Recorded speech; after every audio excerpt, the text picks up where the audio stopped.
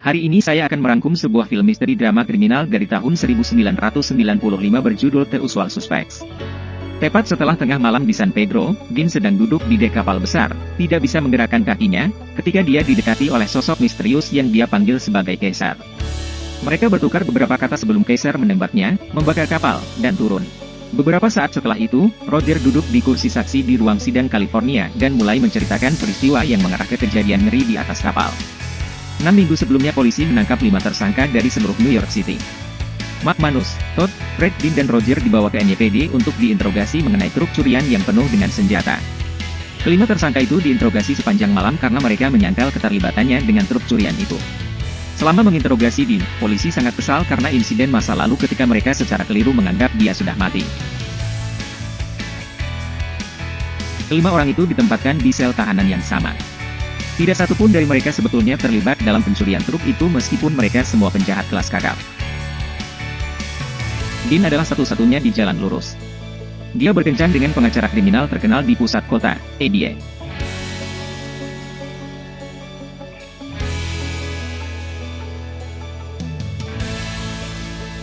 Saat ini polisi San Pedro sedang menjejer kantong mayat di dermaga dan agen FBI Jack ada di tempat kejadian.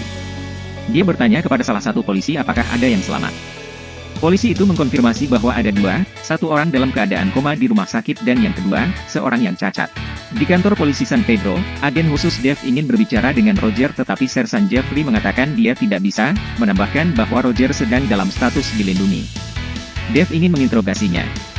Dia ingin tahu mengapa 27 orang tewas di pelabuhan atas kesepakatan ganja senilai lebih dari $91 juta, yang bahkan tidak ada di kapal itu. Jack tiba di rumah sakit, bertekad untuk berbicara dengan korban selamat dari Hungaria yang sadar kembali kurang dari 1 jam yang lalu. Dia menelepon seseorang untuk meminta penerjemah. Orang Hungaria itu gelisah dan meneriakkan kalimat asing yang tidak dapat dipahami oleh siapapun di ruangan itu, kecuali nama yang dia ulangi dengan panik, Kaiser Soze. Terkejut, Jack memberitahu orang di telepon untuk mencari Dave Kujan dari divisi bea cukai. Dave sedang menginterogasi Roger di kantor Jeffrey. Jeffrey bertanya apakah mereka bisa memulai, lalu Dave meminta Roger menjelaskan apa yang terjadi. 6 minggu yang lalu, Dean dan Egie meninggalkan NYPD. Dean berkecil hati mengatakan kepada Egie bahwa calon investornya sekarang akan mengetahui bahwa dia adalah seorang penjahat dan semua orang di kota akan menolaknya. Egie memohon padanya untuk tidak menyerah, tetapi dia tenggelam dalam pikirannya ketika dia melihat Roger tertatih-tatih di seberang jalan. Roger pergi ke apartemen Dean untuk meyakinkannya agar bergabung dengan layanan taksi spesial.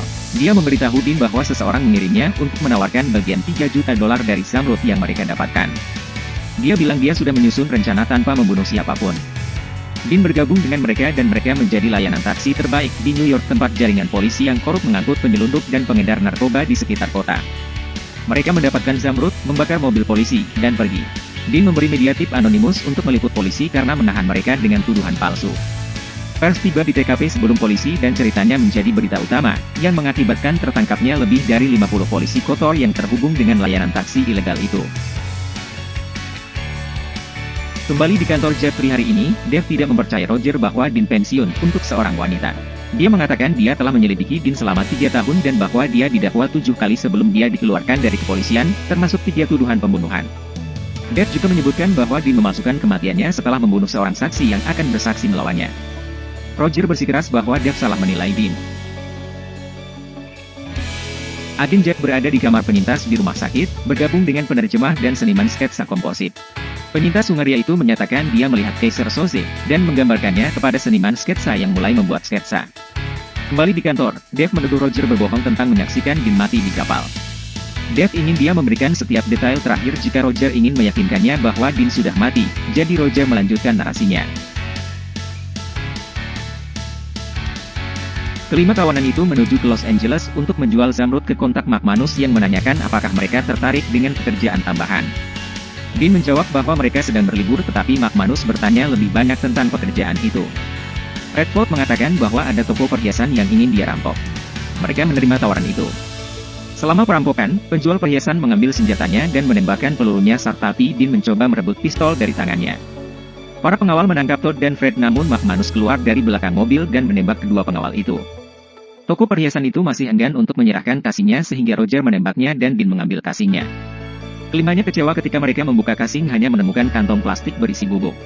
McManus siap untuk membunuh kontaknya ketika mereka pergi menemuinya. Ketika kontak McManus dan anak buahnya tiba, dia mengatakan bahwa dia tidak tahu apa yang ada di dalam tas dan bahwa dia diberi pekerjaan oleh seorang pengacara tetapi dia tidak tahu siapa dia. Dean mengatakan kepadanya bahwa mereka ingin bertemu dengan pengacara itu. Saat ini, Jack tiba di kantor polisi San Pedro dan memberitahu Dave bahwa dia tidak dapat menemukan narkoba di kapal. Dia mengatakan bahwa orang yang selamat dari kapal adalah bagian dari mafia Hongaria dan dia menjamin bahwa 91 juta tidak ada hubungannya dengan kesepakatan narkoba, tetapi dia tidak tahu untuk apa uang itu.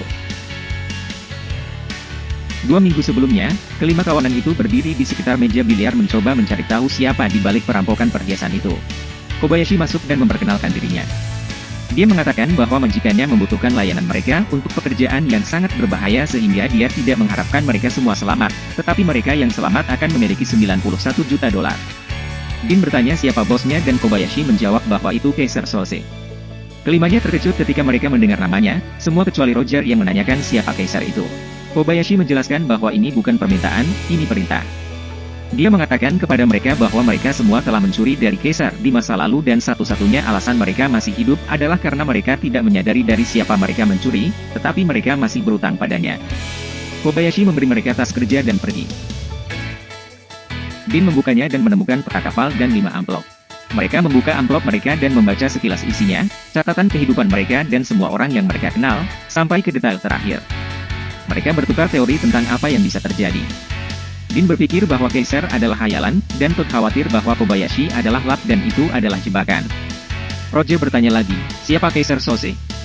Kembali ke masa sekarang di kantor Jeffrey, Dave mendengarkan dengan seksama saat Roger menceritakan legenda Kaiser Soze.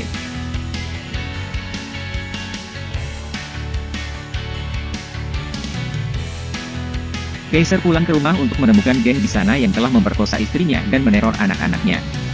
Mereka membunuh salah satu anaknya di depannya dan mengancam akan terus membunuh jika dia tidak memberi mereka wilayah dan semua bisnisnya. Kaiser membunuh semua orang di ruangan itu, termasuk keluarganya, tetapi membiarkan satu anggota geng hidup untuk menceritakan kisah itu. Setelah keluarganya dimakamkan, Kaiser menghabisi geng itu dan membunuh anggota keluarga dan teman-teman mereka. Dia membakar rumah dan toko mereka, dan kemudian menghilang, menjadi mitos. Dave memberitahu Roger bahwa jika Kaiser Soze itu nyata maka dia akan mencarinya dan Roger setuju. Dave mengubah topik pembicaraan dan bertanya pada Roger apa yang terjadi selanjutnya. 2 minggu sebelumnya, mereka menemukan mayat Fred di pantai dan memutuskan untuk menguburkannya.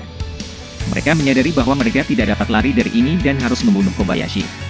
Kelimanya pergi ke kantor pengacara itu mengenakan seragam teknisi. Ketika Kobayashi dan 2 pengawalnya masuk ke lift, McManus menembak kedua pengawalnya. Di lantai 20, Dean memberitahu Kobayashi bahwa jawaban mereka adalah tidak dan Kaiser tidak nyata. Dia memberi Kobayashi satu kesempatan terakhir untuk membatalkan semuanya tapi dia menolak. Dia mengatakan kepada mereka bahwa mereka tidak dapat mengancamnya dengan sesuatu yang lebih buruk daripada apa yang akan dilakukan Kaiser padanya jika dia tidak melaksanakan perintahnya.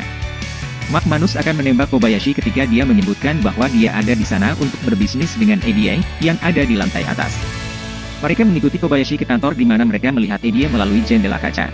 Kobayashi memberitahu mereka untuk pergi dan bahwa dia tidak ingin melihat mereka lagi, atau pengawal akan membunuh Eddie. Saat itu siang hari dan kru duduk di dalam mobil mengawasi pelabuhan, mencoba menyusun rencana yang layak yang tidak membuat mereka semua terbunuh. Dean mengatakan bahwa jika mereka masuk ke kapal sekarang mereka tidak akan mendapatkan apa-apa.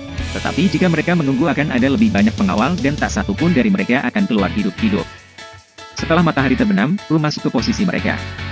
Dean menolak Roger dan berbisik kepadanya bahwa dia ingin dia tetap tinggal. Dia memberitahu Roger bahwa jika yang lain tidak selamat, dia ingin dia mengambil uang itu, menemukan EDA, dan menceritakan semuanya padanya karena dia akan tahu apa yang harus dilakukan.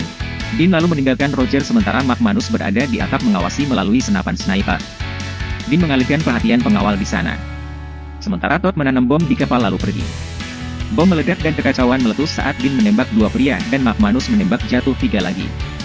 Beberapa anggota geng melarikan diri ke bagian dalam kapal tapi Todd berhasil menembak jatuh beberapa di geladak. Dean dan McManus berada di kapal, melacak anggota geng dan menembaki mereka, sementara Todd berlari ke depan dan membuka pintu belakang. Dia mengangkat tutup salah satu peti dan melihat tumpukan uang di dalamnya. Saat dia mulai tertawa, dia mendapat tembakan fatal dari belakang. Dean dan McManus memanjat melalui koridor baja di dalam kapal sementara peluru berterbangan kemana-mana. Kekacauan akhirnya mereda, memberi mereka kesempatan untuk keluar dari kapal. Mereka bertemu di ruang kargo di mana McManus bertanya pada Dean di mana Todd berada. Dean mengatakan dia tidak tahu dan menjadi histeris. Roger tertatih-tatih di sepanjang trotoar menuju kapal dan merunduk di belakang pagar ketika Dean melihatnya dan memberi isyarat agar dia naik. McManus berjalan keluar dari kabin dan Dean bertanya kepadanya apa yang terjadi. Dia menjawab bahwa itu hal yang paling aneh sebelum jatuh ke lantai, menghadap ke bawah, dengan kapak di punggungnya. Dia pun tertembak dari belakang dan jatuh ke lantai. Roger mendengar tembakan dan mendongak untuk melihat sosok misterius berdiri di geladak. Dia tertatih-tatih pergi dan berlindung di balik terali di mana dia melihat saat Kaiser menembak Dean 2 kali sebelum membakar kapal. Di stasiun polisi, saat ini, Jack memberitahu Dave bahwa mereka menemukan korban lain di pantai. Jack mengatakan namanya Arturo, seseorang yang akan mengidentifikasi Kaiser. Beberapa saat kemudian, Dave kembali ke kantor dan memberitahu Roger bahwa dia tahu tidak ada narkoba di kapal tetapi Roger bersikeras bahwa itu ada.